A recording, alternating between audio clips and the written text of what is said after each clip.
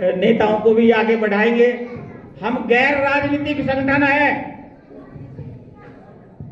हमारा संगठन कैसा है? राजनीति नहीं करते, मगर राजनीति पे नजर रखो। क्यों? कि राजनीति और सत्ता गलत नहीं है, मगर लोगों ने गलत कर दी है। राजनीति सत्ता जाननी इसलिए जरूरी है कि हमारे बेटे के लिए शिक्षा की नीति कौन बनाएगा? राजनीति बनाएगी, सत्ता वाले बनाएंगे। हमारे बच्चों के लिए रोजगार कौन देगा? राजनीति और सत्ता देगी। हमारे लिए आर्थिक, हेल्थ का, दवाई का, हॉस्पिटल का, सड़क का, सुरक्षा की व्यवस्था कौन करेगी? राजनीति और सत्ता करेगी। अगर हमारी नजर राजनीति और सत्ता पे नहीं होगी, हम राजनीति करें या ना करें, मगर समाज को राजनीतिक रूप से जागृत करना जरूरी है। क्योंकि आज 44% इसलिए आ गए हैं वहां पर कि बहुजन समाज राजनीति के बारे में जानता नहीं है। कारण क्या है? 2-3 बार कह के खत्म करता हूं कि जब ब्राह्मणों ने देखा कब इनको नहीं रोक सकते शिक्षा से, इनको भ्रमित करो, तो ब्राह्मणों ने 2 रास्ते दिए हमारे लिए भ्रमित करने के लिए। 2 रास्ते। कौन सा? एक रास्ता जाता है शराब खाने तक, शराब पी जाओ और 4-6 घंटे आपकी समस्या खत्म, भूल जाओगे दुख तकलीफ। वो रास्ता। सुरापान हम मूल्यमा से नहीं करते थे। शराब कहां से निकली?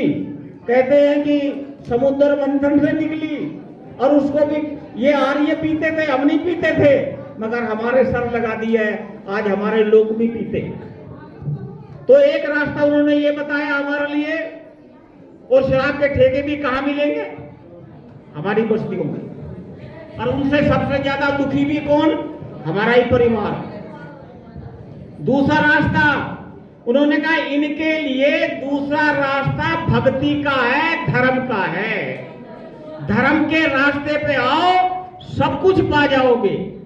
और वो ब्राह्मण जो सत्ता में है, आज उनके पास सारे साधन हैं, सारी शक्तियां हैं, सारा मीडिया है, सारे साधु संत हैं, इसलिए वो प्रचार में लगे हैं।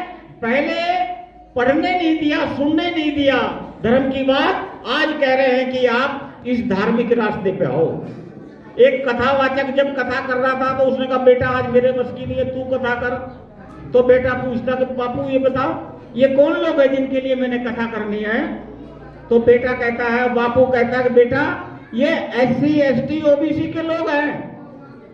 तो लड़का कहता है बापू कल तक तो हम इनके कानों में शीशा डालते थे, मंदिर छूने नहीं देते थे, देखने नहीं देते थे, इनने अगर बात सुन ली धर्म की तो कानों में शीशा डालते थे, जबान काटते थे। आज आप कह रहे हो इनको कथा सुनाओ, मंत्र दो। तो बाबा कह रहा है कि बेटा देश आजाद हो गया, संविधान लागू हो गया, लोकतांत्रिक व्यवस्था है, वोट इनकी ज्यादा है। अगर ये एक मत हो गए और इन्होंने अपनी सरकार बना ली तो ये सारा कुछ इनके हाथ में, अपने आप अपना सब कुछ कर लेंगे, फिर हमें कौन पूछेगा। इसलिए इनको भ्रमित रखो कि तुम्हारे घर में सुख संपत्ति देवी देवताओं की पूजा से आएगी और कहीं से नहीं आएगी। और दूसरी बात क्या कह रहे हैं वहां पर? हमारे लोगों को क्या कहते हैं? राजनीति में मत जाना, राजनीति बहुत खराब चीज है। सत्संग में राजनीति में तो सब गुंडे बदमाश आते हैं। तो हमारे लोगों का इंटरेस्ट ही नहीं राजनीति में। राइट और रॉन्ग? महिलाओं को तो बिल्कुल ही नहीं पता। मतलब ये कह रहे हैं जिनकी वोट